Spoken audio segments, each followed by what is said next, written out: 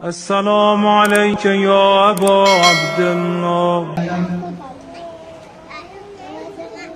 نے یہ شرف دیا کہ آج یہ دن اور ہم سے یہ کام دیا کہ حسین کی لاڈلی، حسین کی پیاری، حسین کی تسکین، حسین کا سکون، سیدہ شہزادی سکینہ سلام اللہ علیہا اللہم صلی علی محمد و آل محمد وعجل کا یہ جلوس، یہ پرشا، یہ تعزیت اس بارگاہ محمد و آل محمد میں پیش کیے. شرف قبولیت کے لیے بلند ترین صلوات ہے. اللہم صلی علی محمد و آل محمد وعجل. میں نے سورہ فاتحہ کی آیت نمبر 4 کی تلاوت کی ہے، ذہن میں رکھیے گا. پروردگار ارشاد فرماتا ہے کہ ہم نے مومنوں کے دلوں میں سکینہ نازل کیا. رسول اللہ صلی اللہ علیہ وسلم نے جب اعلان فرمایا، قاری تبلیغ رسالت کیا، دین کی تبلیغ کا کام کیا، عرب کے مکے کے لوگ جو ظاہر تھے، جو کفر کے ناد میں تھے، انہیں سیدھے راستے پر لایا، حق کا پیغام دیا، خدا کی معرفت عطا کی. یہ کام رسول خدا صلی اللہ علیہ وسلم شروع کر رہے ہیں. رسالت کا کلمہ حق بیان کر رہے ہیں، پیغام تبلیغ دے رہے ہیں، حق کا پیغام پہنچا رہے ہیں. کیونکہ رسالت پر جو سرکار دو عالم صلی اللہ علیہ وسلم نے بتوں کا انکار کیا، بتوں کو جھٹلایا. اب ظاہر سی بات ہے کہ جو بتوں کی پرستش کرتا رہا، بتوں کو پوچھتا رہا، تو ان کو تو ناگوار گزرے گی نا، وہ تو دشمن ہوں گے نا. ابھی جیسے آپ نے سیدہ سکینہ سلام اللہ علیہ کا جلوس نکالا، اب جنہیں ناگوار گزر رہی ہوگی، ایسے ہی بات ہے نا. تو اب بتوں کا انکار کیا تھا، بتوں کو جھٹلایا تھا کہ جسے تم اپنے ہاتھوں سے بنایا ہے، اپنے ہاتھوں سے پوچھتے ہو، اپنے ہاتھوں سے بنایا ہے، وہ خدا نہیں ہے، وہ تمہاری کوئی مدد نہیں کر سکتا. رسول خدا صلی اللہ علیہ وسلم یہ جملہ کہہ رہے ہیں تو جو ان کو اپنے ہاتھوں سے بناتے تھے، جو ان کی پرورش کرتے تھے، تو انہیں تو ناگوار گزرے گی، وہ دشمن ہو گئے رسول اللہ صلی اللہ علیہ وسلم. لیکن سرکار عالم صلی اللہ علیہ وسلم قاری رسالت کرنے کے ساتھ کسی پر حملہ نہیں کر رہے، کسی سے جنگ نہیں کر رہے، کسی سے جھگڑا نہیں کر رہے، کسی سے فساد نہیں کر رہے. اب ظاہر ہے کفر کرے تو کرے کیا، کیسے لڑے؟ یہی کردار رسول ہے حسینیوں، یہی اپنانا ہے. جب آپ کسی سے فساد کریں گے نہیں، اسے موقع نہیں ملے گا جھگڑنے کا. حملہ کسی پہ کریں گے نہیں، جھگڑا کسی سے کریں گے نہیں، فساد کسی سے کریں گے نہیں. اب وہ تو تکا ہے نا کہ یہ کچھ کہے تو ہم پھر لڑے. رسول خدا صلی اللہ علیہ وسلم کسی پر حملہ نہیں کر رہے، کسی سے جنگ نہیں کر رہے، کسی سے فساد نہیں کر رہے. اب کفر کرے تو کرے کیا؟ اب جب رسول خدا صلی اللہ علیہ وسلم نے اعلان فرما دیا، تبلیغ دین قاری رسالت کرنے لگے اور یہ کہا کہ جو میں فرما رہا ہوں یہ رب کی جانب سے ہے، وہی خدا رب کی جانب سے ہے، میں اللہ کا بھیجا ہوا پیغمبر ہوں. اب وہ تانا دینے لگے، کہے کہ جو عبداللہ کا یتیم ہے یہ جھوٹ کہہ رہا ہے، یہ اپنی گفتگو کو خدا کی گفتگو کہہ رہا ہے اور کوئی وحی نہیں آتی. جب یہ بات کہی، اب جس کو کہا تھا، جس سے جنگ کی، وہ آ گیا جنگ لڑنے. اللہ نے جبریل کو بھیجا، جاؤ یہ سورہ لے کر میرے حبیب کو دے دینا اور کہہ دینا کہ اس کے مد مقابل ایک شعر لکھ کر لے آئے. تو مان جائیں گے کہ یہ رب کا کلام نہیں ہے، یہ وحی الہی نہیں ہے، یہ جو کہہ رہا ہے اپنی جانب سے کہہ رہا ہے. اگر یہ رب کا کلام ہے تو ماننا پڑے گا، ورنہ اس کے مد مقابل لے آؤ. تو پھر کون سی سورہ جبریل لے کر آئے؟ انا اعطینا کل کوثر فصلی لربک وانحر انا ثانیک هو الابتر. صلوات پڑھیں. اللهم صل على محمد وعلى محمد وسلم. اب مشرکین کرے تو کیا کریں؟ مکے کے کافر کرے تو کیا کریں؟ شیر سرکار عالم صلی اللہ علیہ وسلم نے اس سورے کو چمڑے میں لکھوا کر خانہ کعبہ کی دیوار پہ لٹکا دیا اور کہا جو انکار کر رہے تھے کہ یہ کلام الہی نہیں ہے، میں جو گفتگو کرتا ہوں وہی الہی نہیں ہے، اس شیر کا یا اس سورے کے مد مقابل شیر لے آؤ. یہ 3 سطر ہے. انا اعطینا کل کوثر فصلی لربک وانحر انا ثانیک هو الابتر. 4 سطر لے آؤ تو مان جائیں گے کہ یہ بشر کا کلام ہے. اب بڑے بڑے شاعر، عرب کو تو اپنی شاعری پہ ناز تھا، ہر روز ایک شاعری، ہر ایک سے بڑا شاعر. اب سارے اکٹھے ہو گئے، ساری رات شعر لکھتے رہے، مٹاتے رہے، لکھتے رہے، مٹاتے رہے. اب بشر کا کلام ہو تب نہ مقابلہ کرے.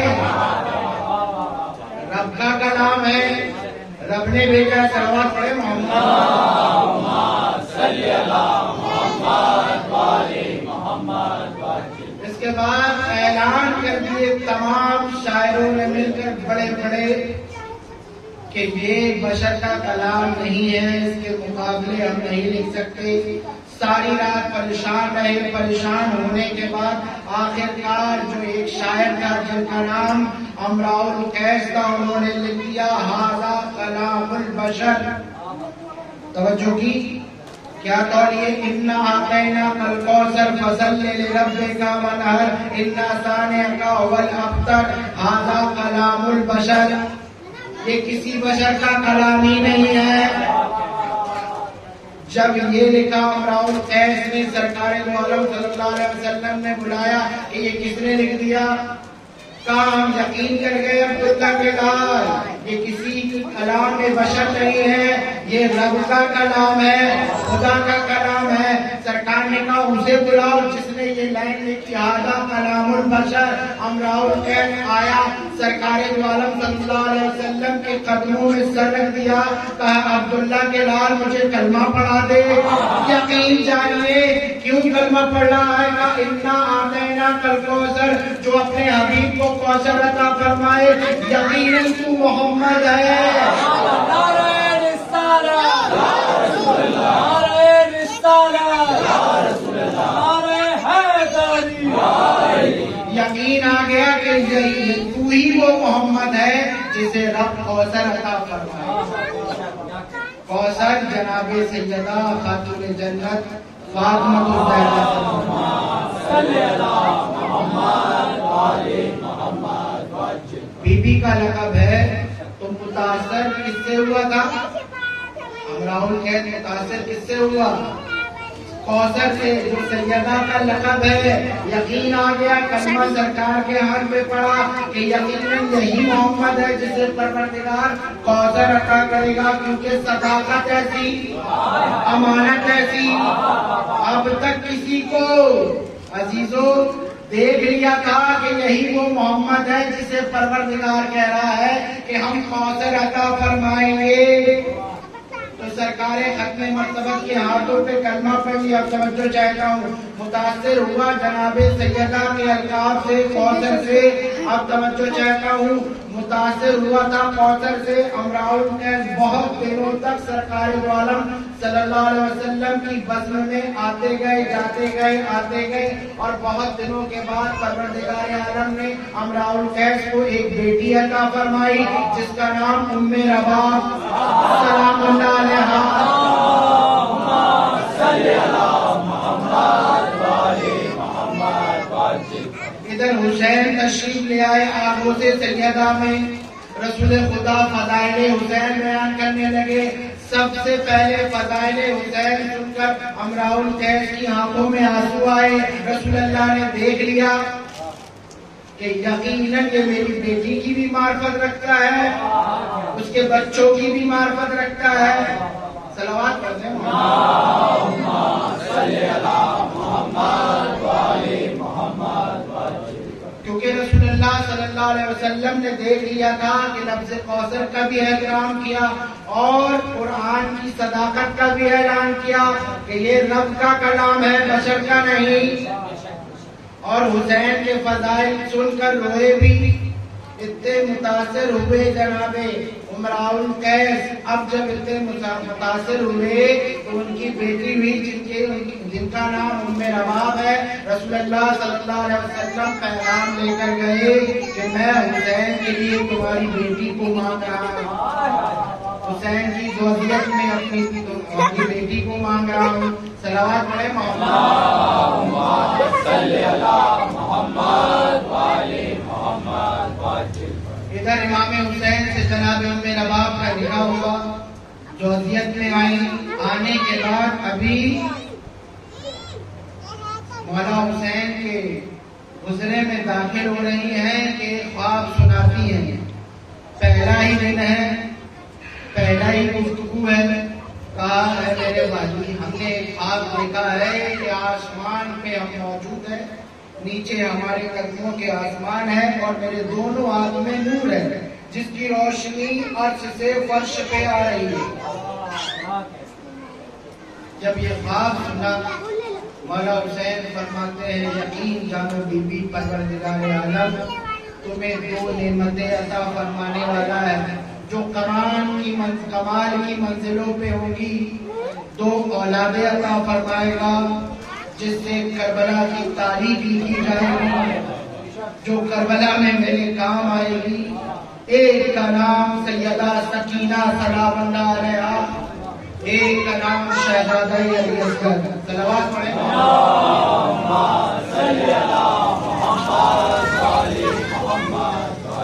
پھر کیا تھا، خدا نے جناب ام رباب کی گود میں سکینہ کو دیا. سکینہ نازل ہوئی، حسین نے گود میں لیا، نام فاطمہ رکھا، سینے سے لگایا، کہا یہ میری سکینہ ہے. دل کا سکون سکینہ، دل کی تسکین سکینہ. حسین کون؟ سیدہ کا سکون. سیدہ کون؟ محمد عربی کا سکون. محمد کون؟ رب کائنات کا سکون. توجہ چاہتا عزیزان محترم، محمد کا سکون فاطمہ، فاطمہ کا سکون حسین اور حسین کا سکون سکینہ. سکینہ سکینہ سکینہ جو پروردگار عالم کو سکون عطا فرمائے اسے محمد کہتے ہیں، جو محمد کو سکون عطا فرمائے اسے فاطمہ کہتے ہیں، جو فاطمہ کو سکون عطا فرمائے اسے حسین کہتے ہیں، جو حسین کا سکون ہے اسے سکینہ کہتے ہیں.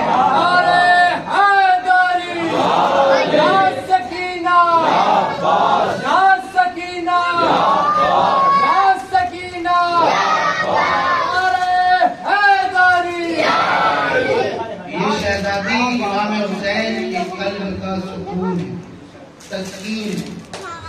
امام معصومین علیہ السلام جب بھی سکینہ کا نام آتا تھا درود و سلام پیش کرتے تھے. صلوات پڑھیں صلی اللہ محمد والے محمد. اب معصومہ کی زندگی کو تاریخ تلاش کرتی رہی، ڈھونڈتی رہی اور تاریخ نے اتنا ہی لکھا کیونکہ جو جناب سکینہ کے مذاہب ہیں وہی فضائل ہیں. اب تاریخ جب لکھی تلاش کرتی رہی، سب سے بڑی بات اور پہلی بات کہ یہ حرم حسین کے اندر کی بات تھی. تاریخ دان لکھے تو کیا لکھیں، اس لیے لکھ دیا جناب رقیہ، جناب سغرا، جناب سکینہ یہ امام حسین کی بیٹی ہے. اتنا ہی لکھا، لیکن فضائل ملے تو ملے کہاں سے، تلاش کرے تو کرے کہاں سے. بس اتنا جان لو کہ اس گھر کی کمی جب آیتوں سے گفتگو کرے تو سکینہ تو شہزادی ہے نا، کے قرآن کی گود میں پلنے والی ہے. نعرہ حیدری، نعرہ خیبری، نعرہ صلوات. اللہم صلی علی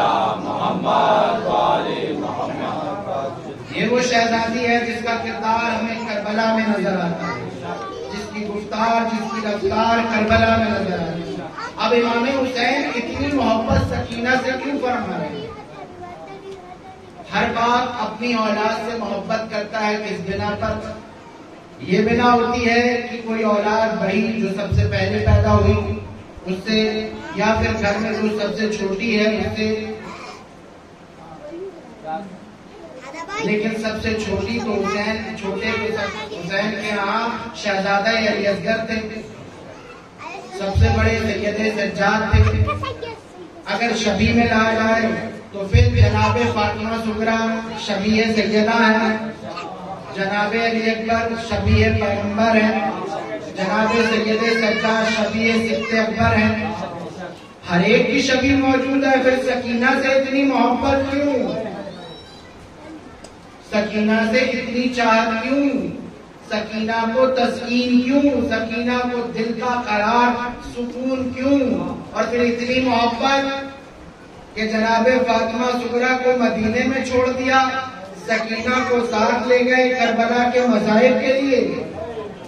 اتنی چاہت، اتنی الفت کیوں؟ عزیزان محترم، اس پہ بھی راز خدا ہے، مشیت الہی ہے۔ صلوات پڑھیں محمد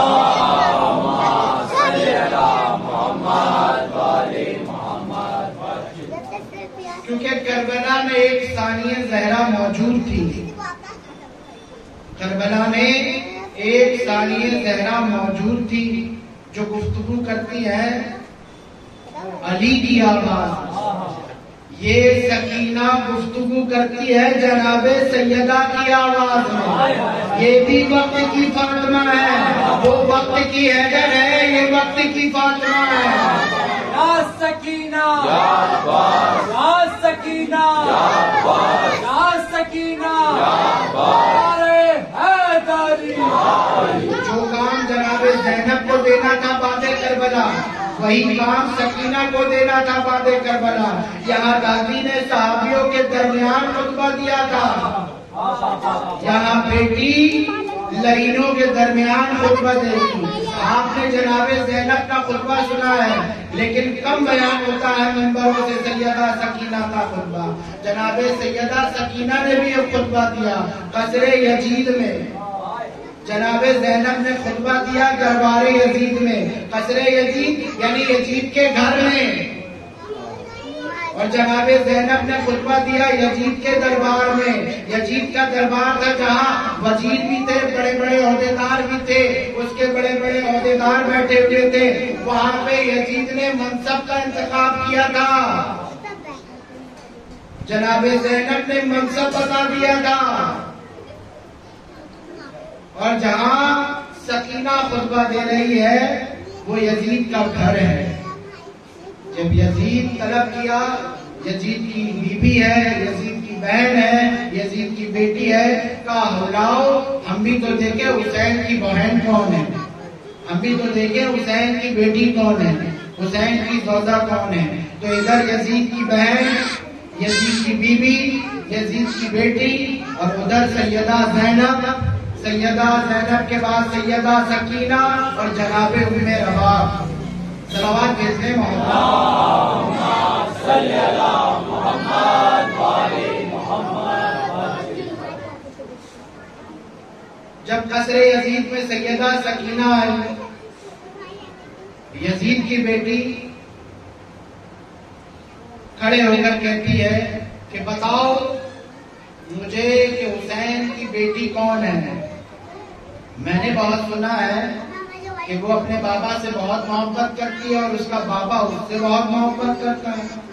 حسین کی بیٹی کون ہے؟ اتنا کہنا تاریخ میں لکھا ہوا عزیزو، جب یہ کہانا پکارا کہ کون حسین کی بیٹی، تو تاریخ میں لکھا ہے یزید کی بیٹی نے جو آواز دیا کہ قیامت کھڑی ہو گئی، قیامت کھڑی ہو گئی۔ سیدہ سکینہ سلام اللہ علیہ خاتون قیامت کو جانتے ہیں نا، یہ کربلا کی قیامت ہے، یہ چھوٹی فاطمہ ہے۔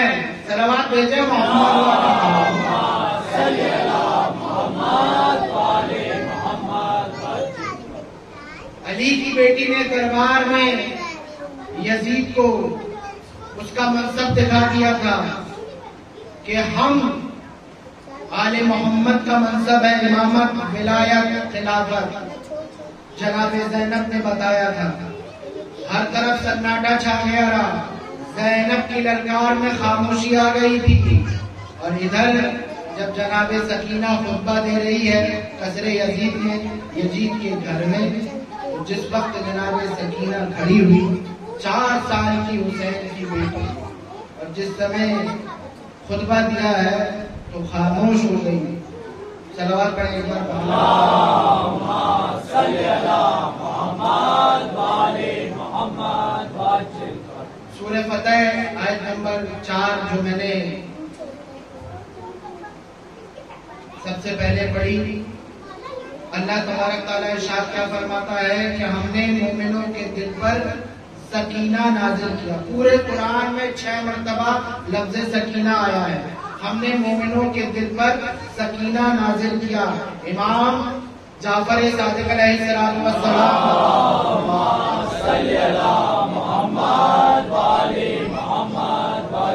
امام علیہ السلام ارشاد فرماتے ہیں کہ جو امام سے پوچھا گیا مولا تعالیٰ یہ قرآن میں لفظ سکینہ کے معنی کیا ہے، تو امام فرماتے ہیں قرآن میں جو لفظ سکینہ آیا ہے اس کے معنی جنت کی ایک ہوا ہے، جنت کی ایک خوشبو ہے. امام فرماتے ہیں کہ سب سے پہلی یہ خوشبو، یہ ہوا حضرت ابراہیم پر نازل ہوئی. کب؟ جب ابراہیم کعبہ بنا رہے تھے.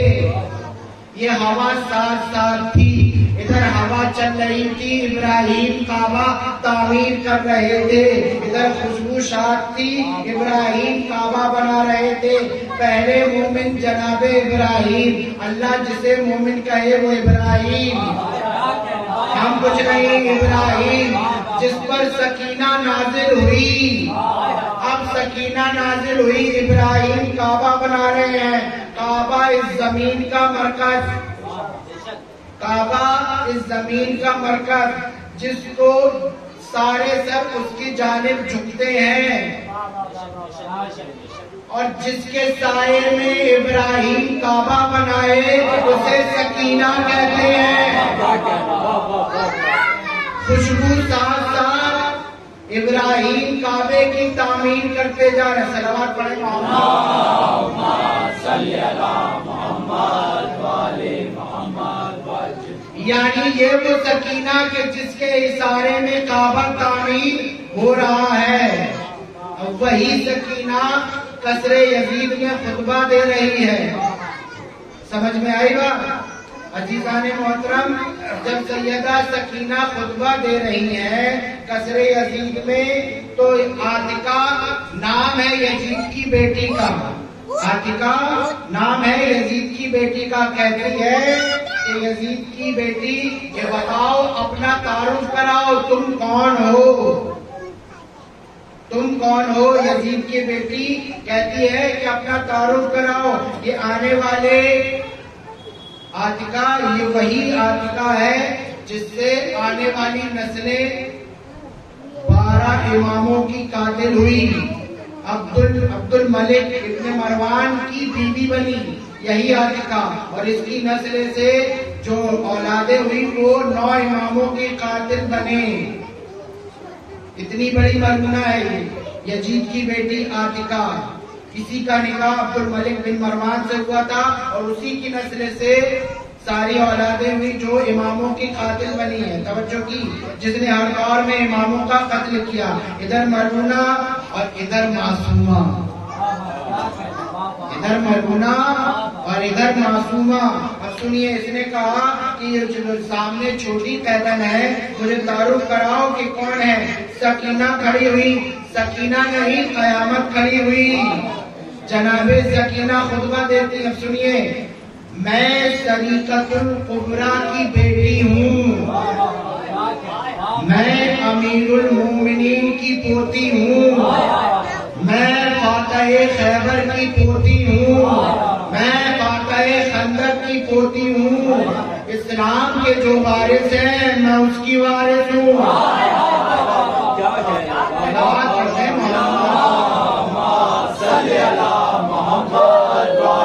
اسلام وارث ہے، میں اس کی وارث ہوں۔ کون؟ فاطمہ زہرا، میں اس کی پوتی ہوں۔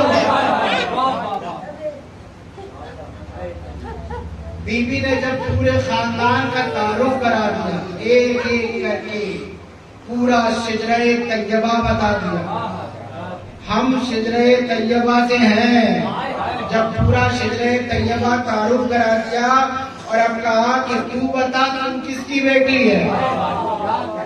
جب جناب سکینہ نے پورا شجرہ طیبہ کا تعارف کرا کے کہا اب تو بتا کہ تو کس کی بیٹی ہے، وہ سہم گئی، خاموش ہو گئی اور کہتی ہے میں شام کے حاکم کی بیٹی ہوں، میرا بابا پورے شام کا حاکم ہے۔ دنیاوی رات گناتی گئی، دنیا کے منصب بتاتی گئی، ساتھ اپنے بابا کا تعارف کراتی گئی۔ اب حسین کی بیٹی فرماتی ہے، توجہ چاہتا ہوں عزیزان، یہ وہ خطبہ ہے جو مدینے میں سیدہ فاطمہ زہرا نے صحابیوں کے درمیان کیا تھا، اسی سے ملتا جلتا خطبہ ہے جناب سکینہ کا۔ دادی خطبہ دے رہی ہے صحابیوں کے بیچ میں، اور بیٹی خطبہ دے رہی، پوتی خطبہ دے رہی ہے قصر یزید میں۔ رسول اللہ کی بیٹی کا خطبہ اور حسین کی بیٹی کا خطبہ دونوں کا مطالبہ کر لیجئے، ایک سا نظر آئے گا۔ بولنے کا لہجہ، فصاحت، بلاغت ویسی جیسی دادی کی تھی ویسی پوتی کی ہے۔ اب سنیں گے بی بی کیا فرماتی ہیں، یہ بھی فاطمہ وہ بھی فاطمہ، اس کا نام بھی فاطمہ اور ان کا نام بھی فاطمہ۔ ایسے میں رسول اللہ صلی اللہ علیہ وسلم اپنی بیٹی کی تعظیم کرتے ہیں نا، ادھر حسین بھی سکینہ کو سینے پہ سلاتے ہیں، ناز اٹھاتے ہیں تاکہ لوگوں کو پتہ چل جائے کہ فاطمہ فاطمہ ہے۔ صلوات پڑھیں۔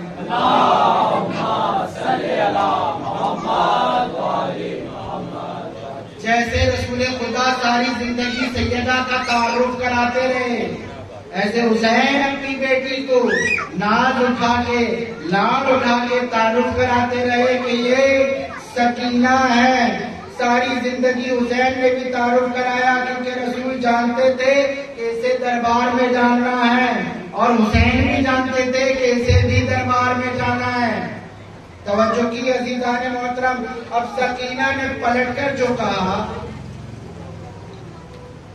گھر یزید کا، محل یزید کا، سکینہ ایسے لہجے میں کہہ رہی ہے کہ جیسے کوئی مالکہ، ملکہ، شہزادی نمک حرام رعایا کو ڈانٹتی ہے نا، اس لہجے میں سکینہ کہتی ہے خاموش، یہ کیا بتا رہی ہے، یہ یزید کا گھر ہے لیکن یہ مصطفیٰ کی لاڈلی ہے، علی مرتضیٰ کی پوتی ہے، اپنا منصب بتا دیا، منصب دکھا دیا۔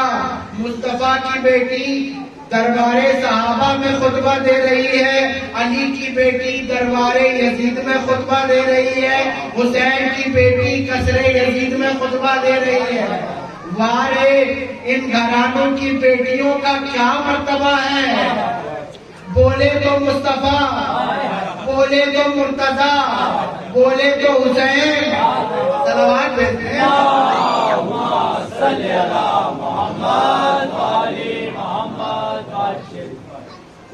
اب گھر کے اندر اس کی بیٹی جو شجرہ خبیثہ کا بیان کر رہی تھی، اب پلٹ کر جناب سکینہ کہتے ہیں، سنیں گے عزیزان محترم، 4 سال کی بچی لیکن فصاحت اور بلاغت تو دیکھیں۔ خدا کی لعنت ہو اس پر کہ جو ہم اہل بیت کے قتل پر فخر کرتا ہے۔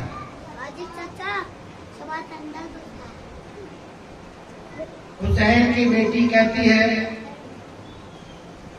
کہ تو اس کی بیٹی ہے کہ جسے خدا نے لعنت کا انتخاب کیا ہے، قرآن میں تو اس کی بیٹی ہے جسے خدا نے لعنت کا انتخاب کیا ہے جس کی ماں نے اپنے غلام کے ساتھ اعتکاف کیا تھا.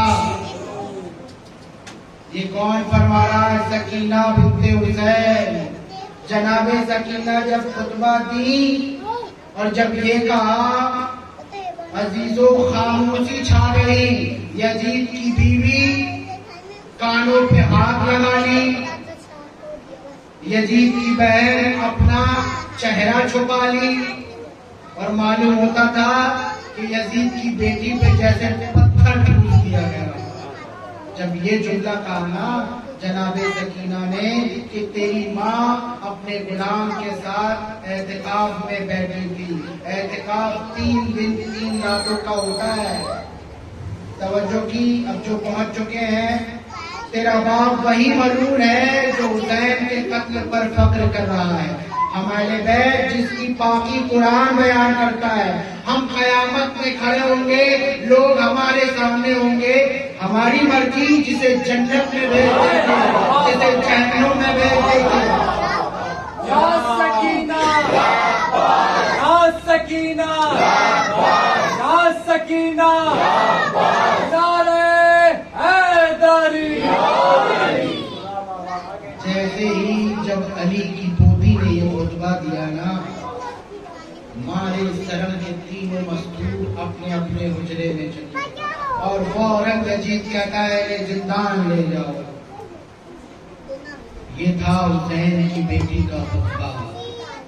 عزیزو، یہ سکینہ بی بی کے فضائل ہی ایسے ہیں جو مسائل سے تلاش کرنے پڑتے ہیں. تاریخ نے لکھا ہی ایسا ہے. فقط فضائل سن لینا عزیزو، نعرہ لگا لینا، آنسو بہا لینا. حسین ان سے کچھ اور بھی مانگتے. حسین اپنی سکینہ کا تعارف جب تم سے کراتے ہیں نا تو حسین کہتے ہیں میری سکینہ کی معرفت حاصل کرو، میری بچی کی معرفت حاصل کرو. یقین جانیے، امام فرماتے ہیں، معصومین فرماتے ہیں کہ جب دعائیں قبول نہ ہوتی ہو تو ہماری چھوٹی پھوپھی سکینہ کا واسطہ دیا کرو، ان سے توسل حاصل کیا کرو، ان سے فریاد رس ہوا کرو، ان سے مانگا کرو. معصوم کا حکم ہے کہ تمہارے ہر مشکلیں آسان ہو جائیں گی، ہر دعائیں قبول ہو جائیں گی. ہر دور کا محمد، ہر دور کا علی اپنے گھر میں ایک فاطمہ ضرور رکھتا ہے. ہر دور کا محمد، ہر دور کا علی اپنے گھر میں ایک فاطمہ ضرور رکھتا ہے جو مشکل میں حجت کو سہارا بناتا ہے. جو مشکل میں پہلی بار رسول اللہ صلی اللہ علیہ وسلم نے مانگا ہے تو اللہ نے فاطمہ دیا ہے. پھر علی نے مانگا ہے تو اللہ نے زینب دیا ہے. پھر حسین نے مانگا تو اللہ نے سکینہ دیا ہے.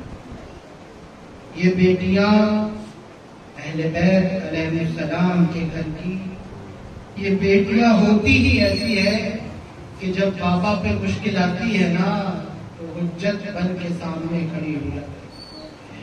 جب گھرانے پہ مشکل آتی ہے نا سہارا دیتی ہے پورے کنبے کو. یہ ایسی بیٹیاں ہیں، ادھر فاطمہ سہارا دے رہی ہے، ادھر زینب سہارا دے رہی ہے، ادھر 4 سال کی سکینہ کبھی سید سجاد کو سہارا دیتی ہے، کبھی زینب کو سہارا دیتی ہے، کبھی اپنی ماں کو سہارا دیتی ہے. اتنی سی بچی، نہ محمد کا پیغام فاطمہ کے بغیر مکمل ہوا، نہ علی کا پیغام زینب کے بغیر پورا مکمل ہوا، اور نہ حسین کی کربلا سکینہ کے بغیر مکمل ہوا. اللہ اللہ، کیا مستورات آل محمد ہیں.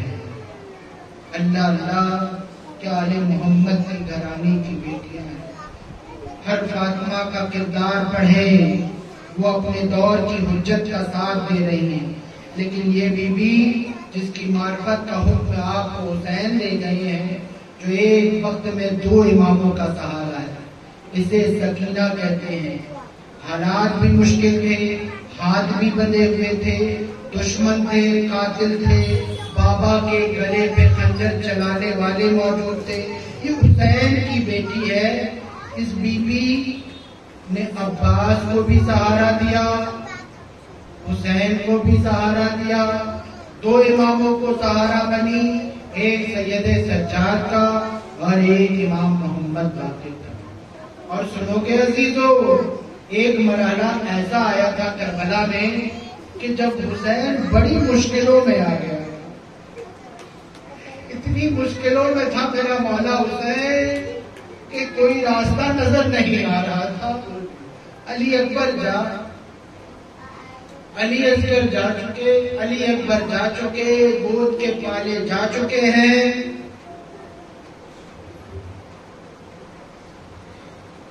لیکن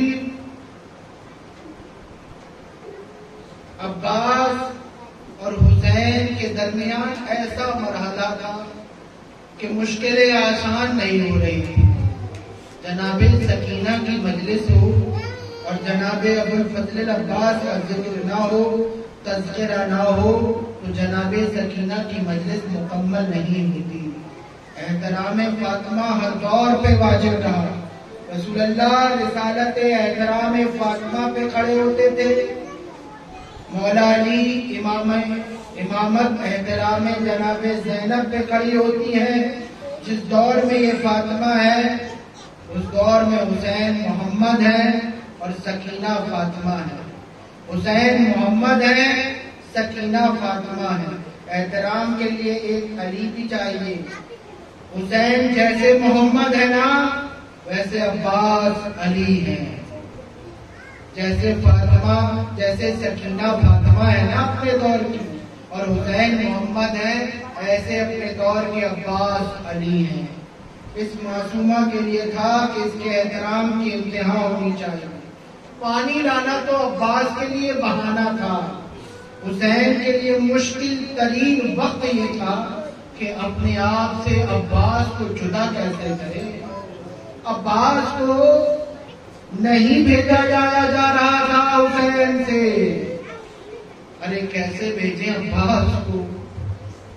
عباس تو میرے لشکر کا سالار ہے، عباس تیرے جانے سے عباس حسین ٹوٹ جائے گا، حسین کا دل ٹوٹ جائے گا، حسین کی کمر ٹوٹ جائے گی۔ اس مرحلے کو سکینہ نے حل کیا۔ ایسی مشکل کشا ہے سکینہ۔ جب حسین مشکل میں آ گئے نا تو اپنے بابا کی مشکل کشائی فرما رہی ہے سکینہ۔ جب دیکھا کہ میرا بابا اتنی مشکلوں میں ہے کہ چچا عباس کی جدائی برداشت نہیں، سکینہ فوراً گئی، مشکیزہ لے کے آئی اور اپنے بابا سے کہتی ہے، بابا میرے چچا کو بھیج دیجئے پانی کے لیے۔ یہ بات تو سکینہ کو بھی معلوم تھی کہ پانی نہیں آئے گا، پانی نہیں ملے گا، یہ تو بہانہ تھا عزیزو۔ چچا عباس پانی لانے جائے اور چچا کی شہادت ہو جائے۔ سکینہ جانتی تھی کہ پانی نہیں ملے گا۔ مولا حسین جناب عباس کی جدائی کے لیے یہ اسباب پیدا کیا تھا جناب سکینہ نے۔ کام وہ کیا کہ حسین کی بھی مشکل حل ہو گئی، عباس کی بھی مشکل حل ہو گئی۔ اس وقت دو معصوم ہیں، پروردگار امتحان میں آسانی فرما دے۔ یہ ہے سکینہ، بیٹی بھائی کے لیے پانی نہیں مانگ رہی ہے، وقت کی حجت کی مشکلیں آسان کر رہی ہے۔ جتنی دیر عباس کو دریا پہ جانے لگا تھا نا، اتنی دیر سکینہ اپنے بابا کے ساتھ کھڑی تھی۔ پتہ ہے کیوں؟ کہ کہیں میرا بابا چچا کی جدائی میں بابا کے ساتھ کھڑی رہی۔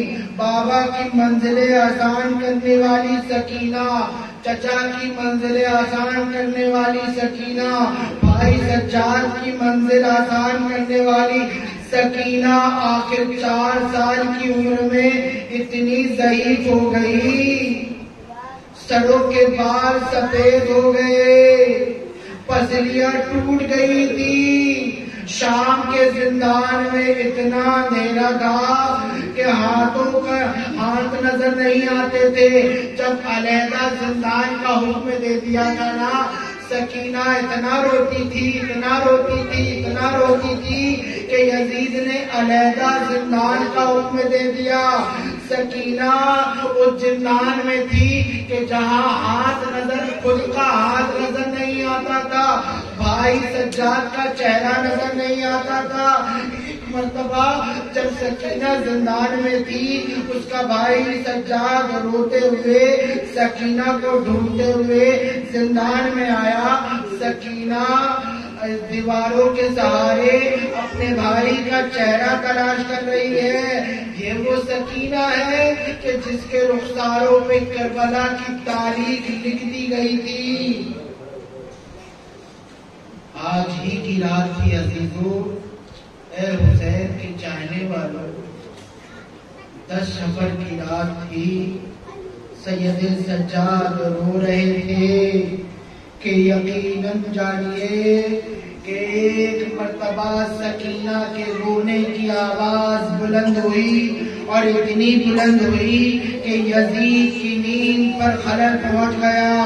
اپنے سپاہیوں کو حکم دیا کہ یہ کون رو رہا ہے، کس کے رونے کی آواز؟ ایک یہ فاطمہ تھی جس کے رونے کی آواز سے یزید کی نیند حرام ہو رہی ہے.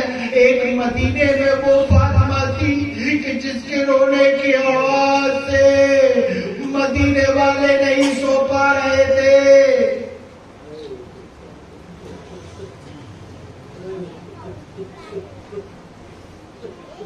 سپاہی زندان کے دروازے پہ آئے، کہا علی ابن حسین اپنے مستورات سے کہو کہ رونا بند کریں، یزید کی نیند میں خلل آ رہا ہے. امام رو کے کہتے ہیں ہمارا گھر اجڑ گیا ہے، ہم اونچا بھی نہیں روتے دیتے، ہم نے کہیں نہیں رویا اونچی آواز میں، لیکن اب تم نے ہماری بہن سکینہ کو علیحدہ زندان میں قید کر دیا ہے. نہ جانے میری بہن کس حالت میں ہوگی. ارے نہیں رونے کے لیے کیوں پابندی لگاتے ہو؟ کم سے کم ہمیں رونے تو دیا جائے. سپاہی جا کے کہتے ہیں کہ سید سجاد کہہ رہے ہیں کہ اگر رونا چپ کرانا ہے تو ہمارے بابا حسین کا کٹا ہوا سر دے دو، ہمارے بابا کا کٹا ہوا سر دے دو. جب یہ کہا نا سپاہیوں نے جا کر، اس نے کہا کہ کھانا دے دو، پانی دے دو، بس پوچھنا کیا ہے، جو مانگے دے دو، لیکن کٹے ہوئے سر کو نہیں دیں گے، کٹے ہوئے سروں کو نہیں دیا جائے گا. یہ بہانہ بنا رہے ہیں، یہ بہانہ بنا رہے ہیں، ہم کٹے سروں کو نہیں دیں گے. سپاہی نے جا کر کہا کہ یزید نے منع کیا ہے کہ ہم حسین کے کٹے ہوئے سر کو نہیں بھیجنے دیں گے، جو چاہیے، کھانا چاہیے، پانی چاہیے، اور کوئی ضرورت کی چیز ہے ہم دے دیں گے، لیکن حسین کے کٹے سر کو نہیں دیں گے. یزید نے منع کیا تھا، منع کرنا تھا. سکینہ نے اپنا اختیار دکھایا، فریاد کی، ننھے ننھے ہاتھوں کو اٹھایا، کہا اے میرے پیارے بابا، اے میرے دلارے بابا، اے میرے بھوکے بابا، اے میرے پیاسے بابا، اے میرے 3 دن کے بھوکے بابا، تیرے گردن پہ میری آنکھوں کے سامنے خنجر چلایا گیا. اے سکینہ کے بابا، سکینہ سے پیار کرنے والے بابا، تجھے سکینہ بلا رہی ہے. سکینہ کا فریاد کرنا تھا کہ جہاں صندوق پہ حسین کا سر تھا، صندوق کھلا، حسین کا سر ہوا میں پرواز ہوا، زندان کی قید کو توڑتا ہوا سکینہ کی گود میں گیا. سکینہ نے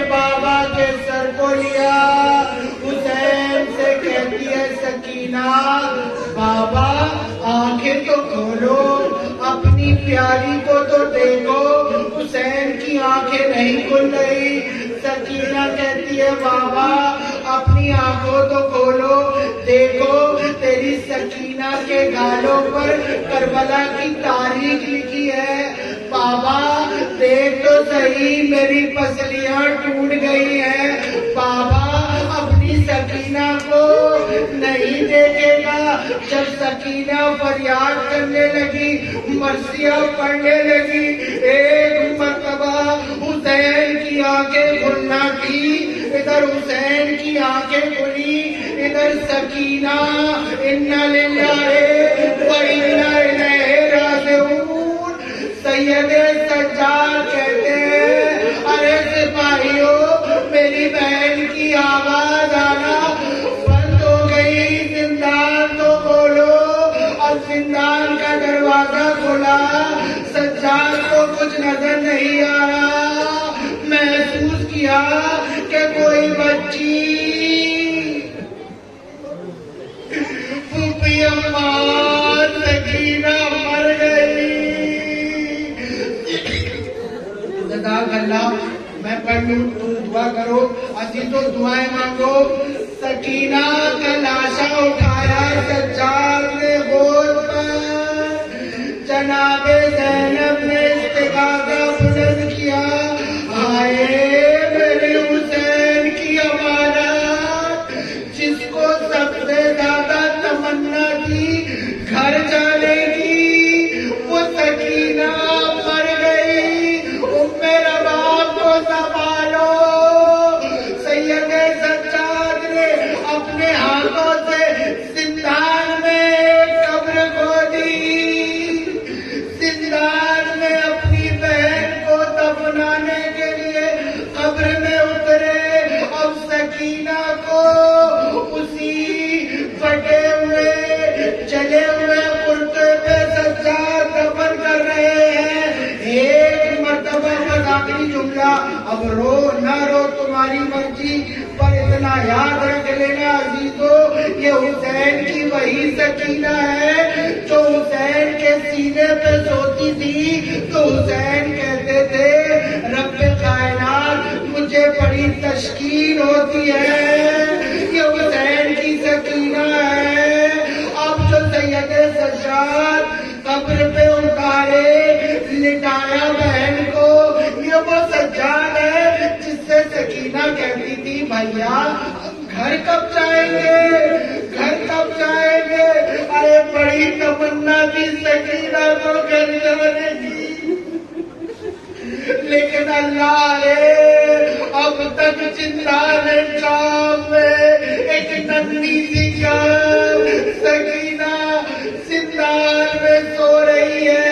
اب سنو جملہ بس آخری.